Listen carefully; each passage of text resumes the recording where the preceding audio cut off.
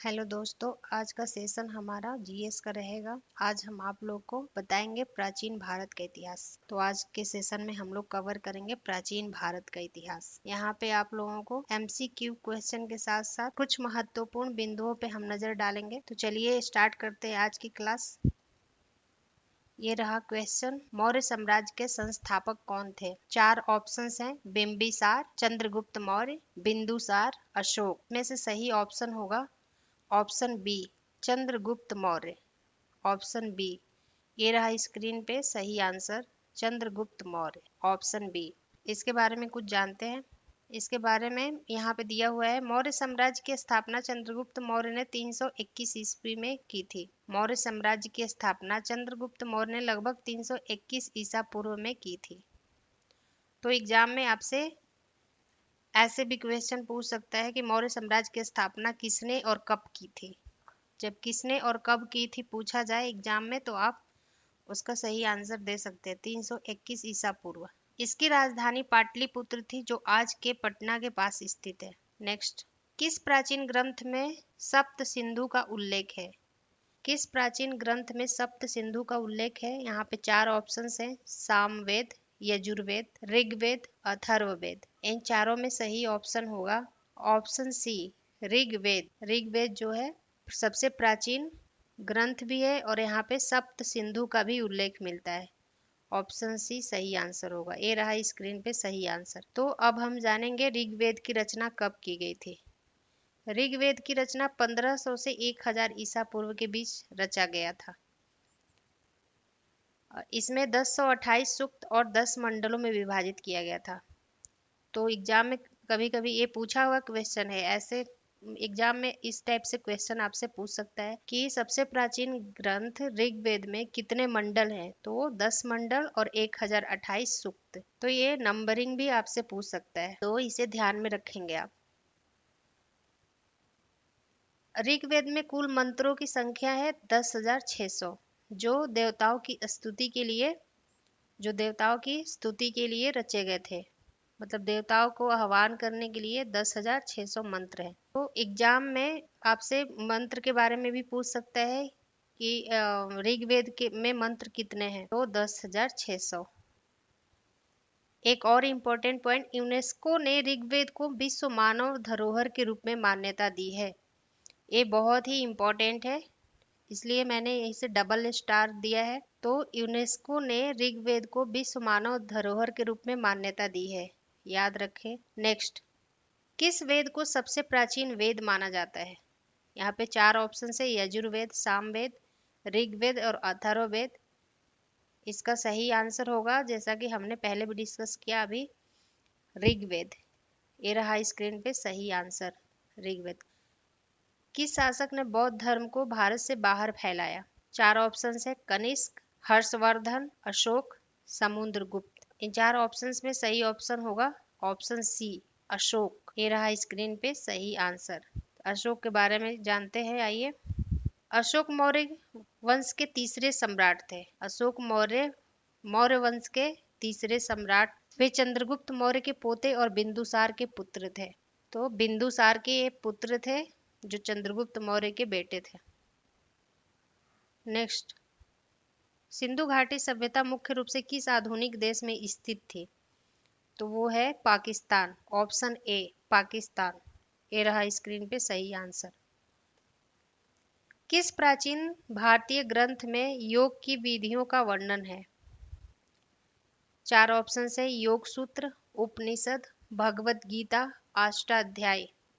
अष्टाध्यायी। इन चार ऑप्शंस में सही ऑप्शन होगा ऑप्शन ए, योग सूत्र। ऑप्शन ए, योग सूत्र। योग सूत्र की रचना पतंजलि द्वारा किया गया। आप स्क्रीन पे देख सकते हैं, पतंजलि के द्वारा योग सूत्र का रचना किया गया। नेक्स्ट, मौर्य वंश का अंतिम शासक कौन था? मौर्य वंश का अंतिम शासक कौन था? चार ऑप्शन है, बिंदुसार, दशरथ, बृहद्रथ, अशोक। इन चार ऑप्शंस में सही ऑप्शन होगा option C, Brihadratha. Option C, Brihadratha. ये रहा स्क्रीन पे सही आंसर। अंतिम शासक बृहद्रथ की हत्या उनके ही सेनापति पुष्यमित्र शुंग ने कर दी थी और उनकी हत्या के बाद शुंग वंश की स्थापना की थी। नेक्स्ट क्वेश्चन, कौन सा प्राचीन विश्वविद्यालय बौद्ध अध्ययन के लिए प्रसिद्ध था? चार ऑप्शन है, नालंदा, तक्षशिला, विक्रमशिला, कांचीपुरम। तो यहाँ पे ज्यादातर लोग कंफ्यूज करते हैं इन चार ऑप्शंस में तक्षशिला और नालंदा को लेके, लेकिन यहाँ पे सबसे सही आंसर होगा ऑप्शन ए, नालंदा। नालंदा नालंदा की स्थापना गुप्त वंश के सम्राट कुमार गुप्त प्रथम ने 5वीं शताब्दी में की। नालंदा की स्थापना गुप्त वंश के सम्राट कुमार गुप्त प्रथम ने की। तो क्वेश्चन ऐसे भी पूछ सकता है कि नालंदा की स्थापना वंश के शासक ने की। नालंदा की स्थापना किस वंश के सम्राट ने की? तो वो है गुप्त वंश। और किसने की? कुमार गुप्त प्रथम ने। नालंदा की स्थापना किसने की? तो कुमार गुप्त प्रथम ने 5वीं शताब्दी में। नेक्स्ट क्वेश्चन, अजंता गुफाओं के निर्माण से किस वंश का संबंध है? चार ऑप्शंस हैं, गुप्त वंश, मौर्य वंश, सातवाहन वंश, चालुक्य वंश।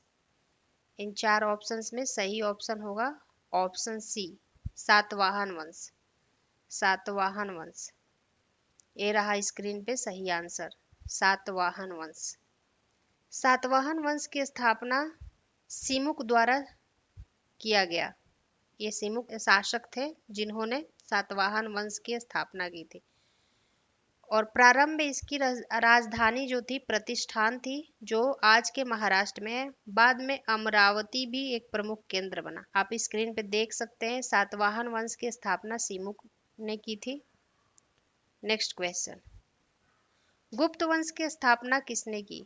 यहाँ पे चार ऑप्शंस है, समुद्रगुप्त, चंद्रगुप्त द्वितीय, स्कंदगुप्त, चंद्रगुप्त प्रथम। यहाँ पे चार ऑप्शंस है, समुद्रगुप्त, चंद्रगुप्त द्वितीय, स्कंदगुप्त, चंद्रगुप्त प्रथम। इन चार ऑप्शंस में सही ऑप्शन होगा चंद्रगुप्त प्रथम। ऑप्शन के अकॉर्डिंग यहाँ पे श्रीगुप्त का नाम नहीं दिया हुआ है, तो आप चंद्रगुप्त प्रथम ये वास्तविक गुप्त वंश के स्थापक थे। श्रीगुप्त ने गुप्त वंश का नींव रखा। यहाँ पे आप देख सकते हैं आंसर चंद्रगुप्त प्रथम। वैसे तो आप कह सकते हैं गुप्त वंश की स्थापना श्रीगुप्त ने की थी, लेकिन वास्तविक साम्राज्य की नींव चंद्रगुप्त प्रथम ने रखी थी। नेक्स्ट, शून्य की संकल्पना के लिए कौन से प्राचीन भारतीय गणितज्ञ प्रसिद्ध हैं? चार ऑप्शंस है, ब्रह्मगुप्त, वराहमिहिर, भास्कर प्रथम, आर्यभट्ट। इन चार ऑप्शंस में सही ऑप्शन होगा option A, Brahmagupta. Option A, Brahmagupta. ये रहा स्क्रीन पे सही आंसर। ब्रह्मगुप्त ही द्विघात समीकरण के हल की विधि दी है। तो ये एग्जाम के पॉइंट ऑफ व्यू से बहुत ही इंपॉर्टेंट है, आपको ये याद रखना है। द्विघात समीकरण हल की विधि भी ब्रह्मगुप्त ने दी थी। किस राजा ने अपनी सार्वभौमिकता स्थापित करने के लिए अश्वमेध यज्ञ किया था? ये चार ऑप्शन है, समुद्रगुप्त, अशोक, हर्षवर्धन, चंद्रगुप्त द्वितीय। तो इसमें से सही आंसर होगा Samudragupta. Option A, option A, Samudragupta. Option A, ये रहा स्क्रीन पे सही आंसर, समुद्रगुप्त, जो गुप्त वंश के शासक थे। नेक्स्ट क्वेश्चन, किस प्राचीन ग्रंथ व्याकरण पर आधारित है? कौन सा प्राचीन ग्रंथ व्याकरण पे आधारित है?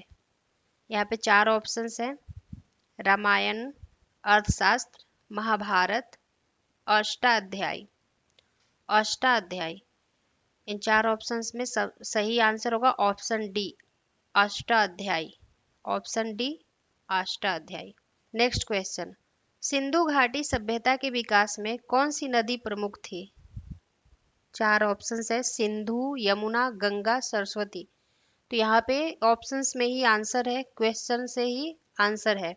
सिंधु घाटी सभ्यता है तो यहाँ पे ऑप्शन ए सिंधु होगा, इंडस।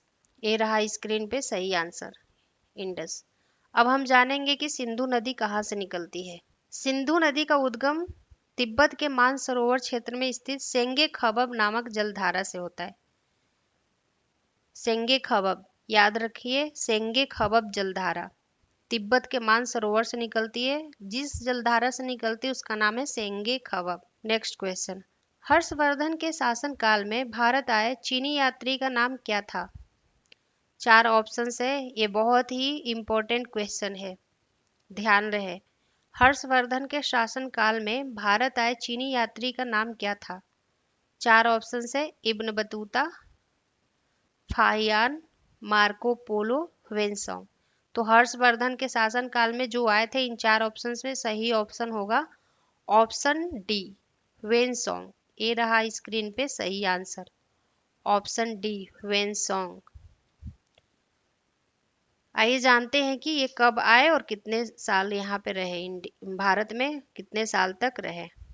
वेनसोंग जो थे 629 ईस्वी में आए, चीन से भारत की यात्रा शुरू की और लगभग 17 वर्षों तक भारत में रहे।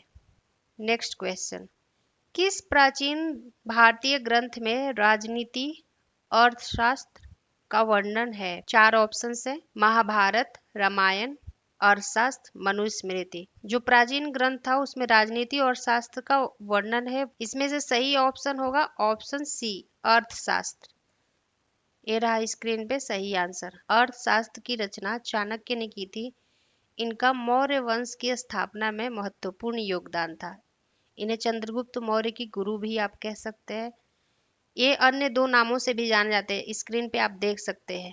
ये अन्य 2 नामों से भी जाने जाते हैं। इनका एक नाम कौटिल्य या विष्णुगुप्त। तो अर्थशास्त्र चाणक्य की प्रसिद्ध रचना है। नेक्स्ट क्वेश्चन, सिंधु घाटी सभ्यता में किस धातु का प्रयोग नहीं होता था?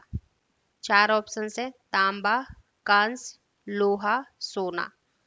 इन 4 ऑप्शंस में सही ऑप्शन होगा ऑप्शन सी, लोहा। ये रहा स्क्रीन पे सही आंसर। उस टाइम लोहा की खोज नहीं हुई थी, सिंधु घाटी सभ्यता में लोहे की खोज नहीं हुई थी। लोहे की खोज 1000 ईसा पूर्व वैदिक काल में हुई थी। नेक्स्ट क्वेश्चन, किस भारतीय शासक को भारत का नेपोलियन कहा जाता है? 4 ऑप्शन है, समुद्रगुप्त, अशोक, चंद्रगुप्त मौर्य, हर्षवर्धन। तो इसमें से सही ऑप्शन होगा option A, Samudragupta. Option A, Samudragupta. A. Next question, किस सभ्यता में ग्रेनरी का उल्लेख मिलता है? 4 ऑप्शंस हैं, वैदिक सभ्यता, मौर्य काल, सिंधु घाटी सभ्यता, गुप्त काल।